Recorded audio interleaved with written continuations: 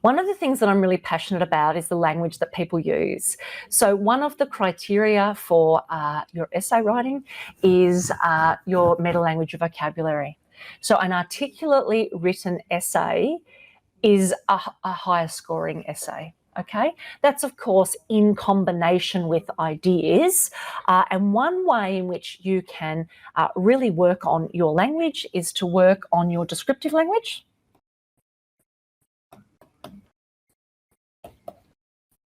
So adjectives are really good, but also work on, and I'll be talking a lot about this when I do my analytic writing and analytic thinking essay, I'll be talking about appositives.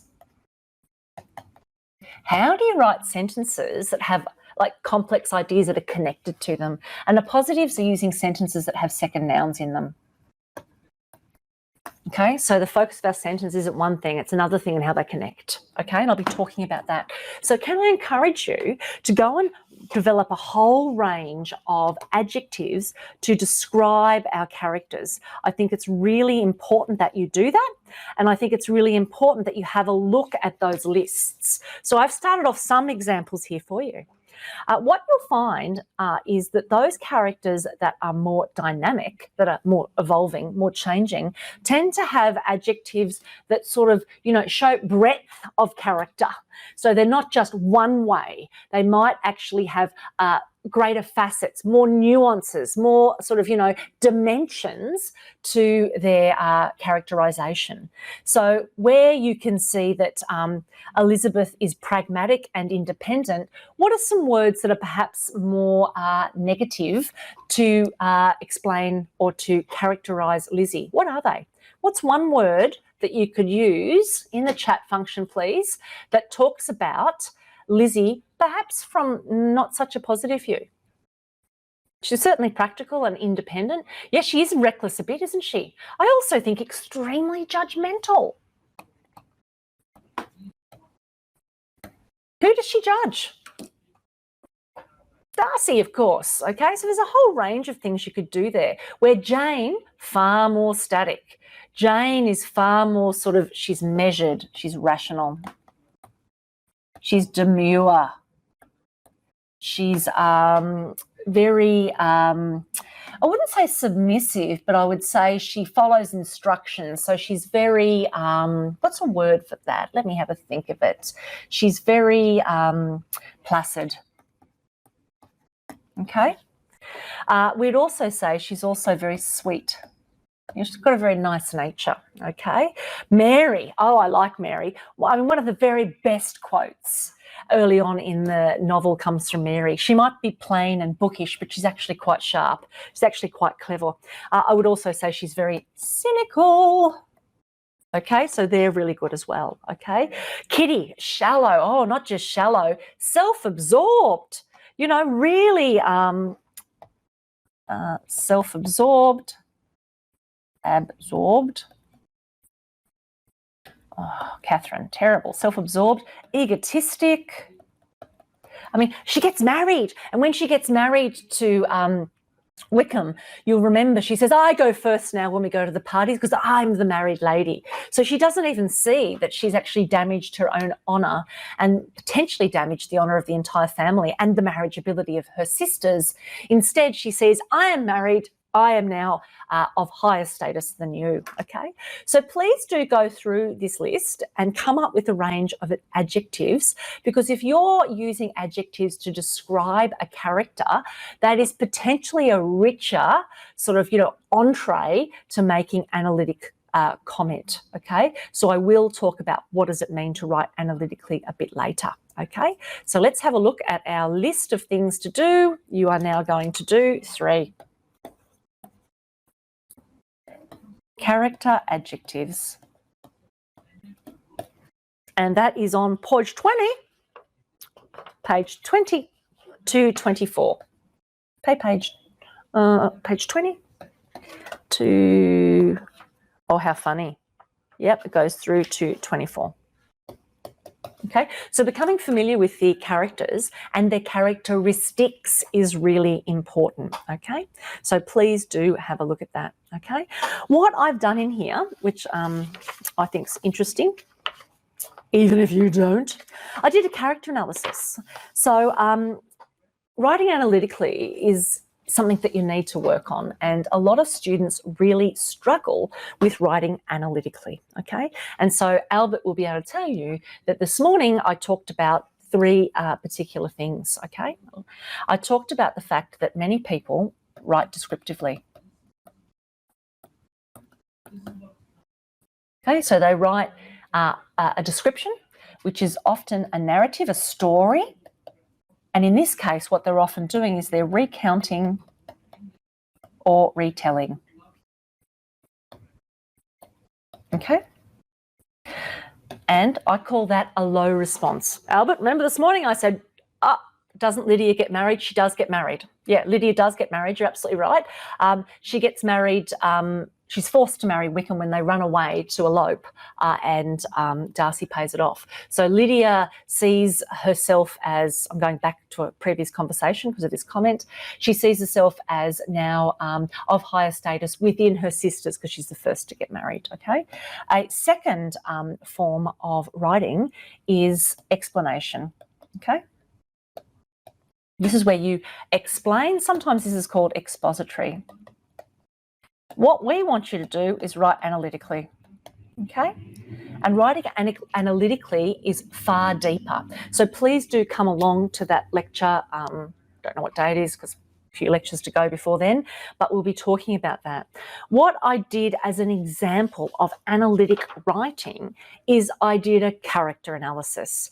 So some students will say to me, I can't write, I can't start analytic writing until I've read the novel or until I'm ready to write a full essay, and I don't agree with that at all, okay? So number 4 is start analytic writing now, okay? Now. There's nothing to stop you from writing an analytic an analytic paragraph in response to a specific passage. So please turn to page 26 and 27 of the text. Okay, I'm going to give you 5 minutes to have a read of this particular passage. Okay, have a read of the passage on pages 26 and 27. I want to have a conversation about how and what analytic writing might look like in reference to this particular passage. So we mightn't be ready to do whole essays yet, but we are ready to do some analytic writing. Okay, so what you're going to do is you're going to read the information, and I'll put it in the chat for you. Read pages 26 to 27.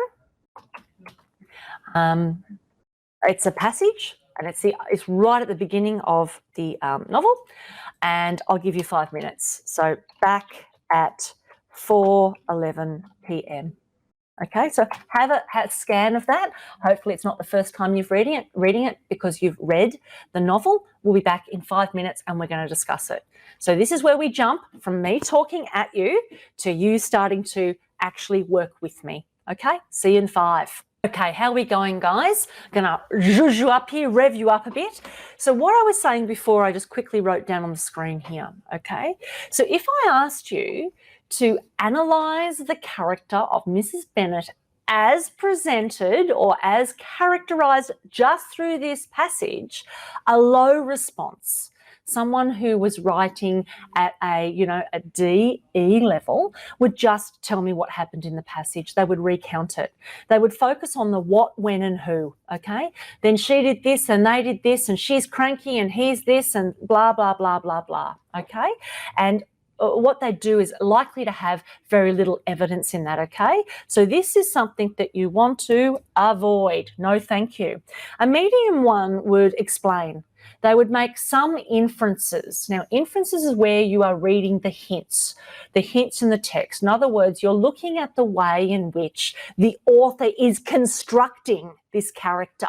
You're starting to have a look at what's going on, what the tone might be. You might have some quotes, but certainly there's that idea that it's still fairly surface level. What you are aiming for is this one here, okay? an analytic piece of writing has high-level inference. They understand that there's a whole range of things going on in this passage in terms of how Jane Austen is positioning the reader to understand the character of Mrs. Bennet. And remember, this is almost our first introduction to Mrs. Bennet. Now, I've written here very purposefully, plus evidence. Often people get confused and they think that quotes is the only evidence you need. If I had $1 for every time someone said to me, how many quotes per passage? It's not about the number of quotes per passage. It's about the synthesis of evidence. And this evidence here, I'll change my colour here.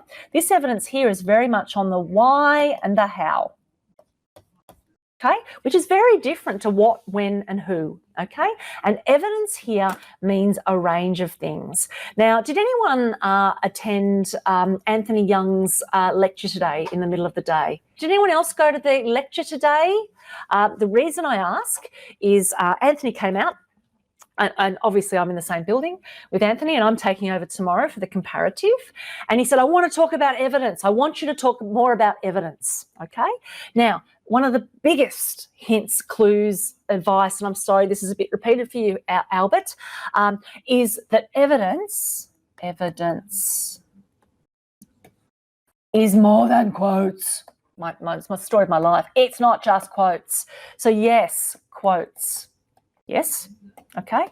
Also, literary techniques, which includes characterization, setting, genre, structure, plot, narration. It includes dramatic irony, all of those sorts of techniques, caricaturization. I mean, we have caricatures. We have cartoon-like characters in this particular novel. Who are they? Give it a guess. Who are our sorts of characters that we sort of almost are poking fun at?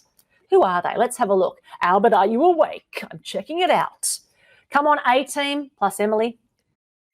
I'm not an A either here. I'm Catherine. I'm a C. Who are the people that are being sent up as caricatures, as almost sort of satiric figures who are, larger than life? I'm hoping that you know that these are Mrs. Bennet, yes, and de Burgh is yes, I would agree, but I think perhaps the biggest send-up is not Mrs. Bennet or de Burgh. I agree with both of you. Thank you very, very much, Amelie and Albert. But what about, who are we thinking about? Mr. Collins. Mr. Collins, a bit funny. So literary techniques are really important, and so too is authorial intent. Now, what is the author trying to do? What is the author? If it's a play, it's a playwright, okay, you know that. If it's a film, it's a director, that kind of thing. What is the author trying to do? How is he, she, they positioning us? Us as the reader or the audience, okay? Remember, a text is a construction. Someone has made it up, and they've made it up for a particular purpose, okay? The particular purpose of this text at the time is that it is a social commentary. Okay, it's a love story at a very sort of surface level, but it is a social commentary. So what I ask my students to do very early on is exactly what I've asked you to do, and that is to start analytic writing. Okay, start analytic writing now.